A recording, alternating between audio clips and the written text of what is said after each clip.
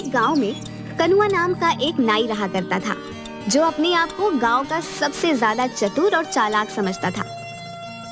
एक दिन वह अपनी दुकान में गांव की मुखिया की शेव करते हुए मुखिया को बहुत गौर से देखे जा रहा था। क्या बात है कनुआ नाई, आज तेरा ध्यान दाढ़ी बनाने पर कम, मुझे देखने पर ज्यादा है। कितने बार कहा है आपसे मुखिया जी कि मुझे सिर्फ कनुआ कहा कीजिए, मेरे नाम के आगे नाई मत लगाया करिए। क्यों, अपने नाम के आगे नाई लगाते हुए तुझे शर्म आती है क्या?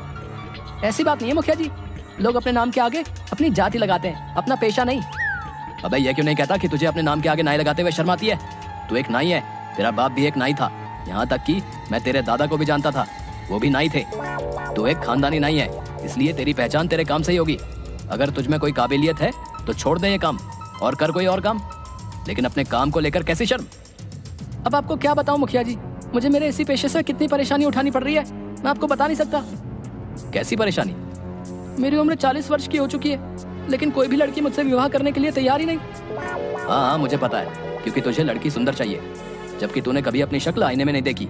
एक बार मेरे कहने पर अपनी शक्ल आईने में गौर से जरूर देखना। शक्ल का मैं इतना भी बुरा नहीं हूँ मुखिया जी। अगर इतना बुरा नहीं है तो इतना अच्छा भी नहीं है। अब सीधे सीधे बता मुझे, इतनी गौर से क्यों देख रहा था? क्या कहना चाहता है? आपको कैसे पता कि मैं आपसे कुछ बातचीत करना चाहता हूँ? अरे जब अपनी आंखें पढ़ पढ़ कर मेरे चेहरे को इतनी गौर से देखेगा तो मुझे यही लगेगा ना कि तू कुछ कहना चाह रहा है, लेकिन कुछ कह नहीं पा रहा। अब जल्दी बता, क्या कहना चाहता है तू? मुखिया की बात सुनकर कनुआ हिम्मत करके मुखिया से बोला, वो बात ये थी मुखिया जी, अब कैसे बोलूं? अरे अपने मुंह से बोल। हाँ, मुंह से ही बोलूंगा मुखिया जी। आप भी मुखिया जी, आपकी बेटी नंदनी की अभी तक शादी नहीं हुई ना, वो भी लगभग 35 के आसपास ही है। आप अपनी बेटी की शादी मुझसे करा दीजिए। कनुआ की बात सुनकर मुखिया गुस्से से आग बबूला होकर उठकर खड़ा हो गया और उसने जोरदार थप्पड़ कनुआ के गाल पर जड़ दिया। तेरा दिमाग तो ठीक है कनुआ नाई, है? जानता भी है तू क्या बोल रहा है? तेरा बाप मेरे पिता का खास नहीं था, सिर्फ तेरे बाप का लिहाज करके तुझे सिर्फ एक थप्पड़ मारा है। अगर तेरी जगह कोई और ये बोलने की हिम्मत करता ना, तो मैं उसकी मार मार कर हड्डी पसली एक कर देता। तेरी हिम्मत कैसे हुई ये सब सोचने की?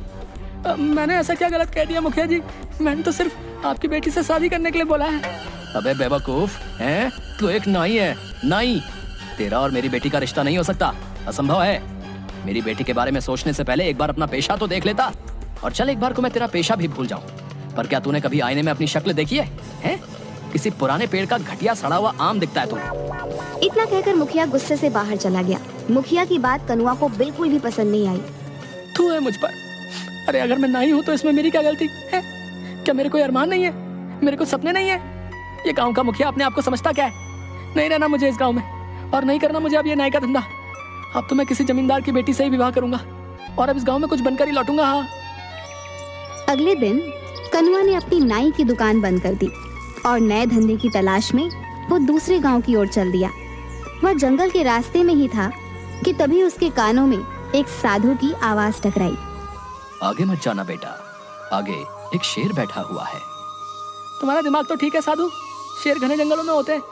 मैं कोई मामूली साधु नहीं हूँ, यकीन नहीं आता तो कुछ देर मेरे पास बैठ जा। कनुआ साधु के पास बैठ गया। कुछ ही देर में एक शेर दहाड़ता हुआ आकर उन दोनों को घूरने लगा। साधु जी, ये शेर तो हम दोनों को खा जाएगा, आपने तो मुझे मरवा दिया। चिंता मत कर, जब तक मैं तेरे साथ हूँ शेर तेरा कुछ नहीं करेगा, कुछ देर में चला जाएगा। कुछ देर बाद जंगल की ओर चला गया। आप तो वाकई भाग पहुँचे हुए। साधु रहस्यमयी अंदाज में मुस्कुरा कर बोला, मैं जानता हूँ कि तू एक नाई है और नाई का धंधा छोड़कर तू दूसरे धंधे की तलाश में दूसरे गांव जा रहा है ताकि कुछ बनकर अपने गांव लौटे। आप तो अंतर्यामी भी निकले बाबा, मेरी मदद कीजिए। क्या चाहता है तू? मैं बड़ा आदमी बनना चाहता हूँ। मैं चाहता हूँ कि मेरा विवाह किसी बड़े परिवार की कन्या से हो, लेकिन मेरे काम को देखते हुए कोई भी बड़ा परिवार अपनी बेटी का विवाह मुझसे नहीं करता। इसीलिए मैंने अपना गाँव छोड़ दिया, क्योंकि वहाँ सब मुझे नाई नाई बोलकर ही पुकारते हैं, और इसी वजह से मैं 36 वर्ष तक की उम्र में कुंवारा हूँ। ठीक है, मैं तेरी मदद करने के लिए तैयार हूँ, लेकिन मैं तुझे अपनी मायावी शक्ति से धन दौलत तो नहीं दे सकता। मैं आपकी बात का मतलब नहीं समझा। मैं तुझे एक शक्ति दे सकता हूँ। कैसी शक्ति साधु जी? तू जिस किसी भी व्यक्ति को कुछ देर तक गौर से देखेगा तो तू उस व्यक्ति का कुछ देर बाद भविष्य देख लेगा। दूसरों के भविष्य देखने से मुझे क्या फायदा होगा? खुद को बहुत चतुर समझता है ना, तो अपनी चतुराई से इस शक्ति का फायदा उठा ले। मगर याद रखना, अगर तू मेरी दी हुई शक्ति का फायदा अपनी चतुराई से उठाने में कामयाब हो जाता है तो ये कभी मत भूलना कि तेरा अतीत क्या था। क्या मतलब कि तू एक नाई था। और हाँ, मेरी दी हुई शक्ति का प्रयोग तू सिर्फ अपने जीवन में 2 बार कर सकता है। इतना कहकर साधु मुस्कुराता हुआ वहाँ से चला गया। कनुआ एक दूसरे गांव में चला गया। वो सुबह से लेकर शाम तक गांव वालों को देखता रहा कि तभी उसकी नजर गांव में बनी एक कोठी पर पड़ी। वो कोठी उस गांव के जमींदार रमेश की थी। रमेश अपनी कोठी के बाहर एक शहरी व्यक्ति से अपनी एक जमीन का सौदा कर रहा था। कनुआ उस जमींदार को गौर से देखने लगा। कुछ देर बाद गौर से देखने के बाद कनुआ की आंखों में चमक आ गई। वह दौड़ता हुआ जमींदार के पास चला गया। इस सौदे को रोक दीजिए जमींदार साहब, ये सौदा आपके लिए सही नहीं है। कौन हो तुम और ये कैसी बातें कर रहे हो तुम? कहीं तुम पागल तो नहीं हो गए? तुम जानते भी हो कि ये सौदा करोड़ों का है।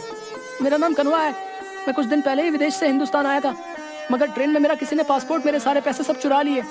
तब से मैं ऐसे ही उस चोर को पकड़ने के लिए भटक रहा हूँ। देखिए, मैं भी एक बहुत बड़ा बिजनेसमैन रहा हूँ और मेरी नजर ये बता रही है कि आपके सामने ये जो व्यक्ति बैठा हुआ है ये धोखेबाज है।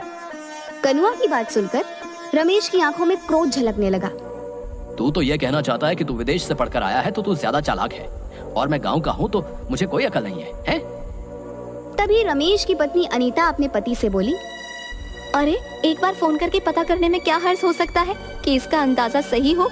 सोचिए, अगर इसकी बात कुछ प्रतिशत भी सही निकली तो आप तो सड़क पर आ जाएंगे। अपनी पत्नी की बात सुनकर रमेश सोच में पड़ गया। वह तुरंत फोन लगाकर किसी से बात करने लगा। अचानक रमेश के चेहरे पर गुस्सा झलकने लगा और जो व्यक्ति रमेश के सामने बैठा हुआ था वो वहां से भागने लगा। पकड़ो इसे, ये फ्रॉड है।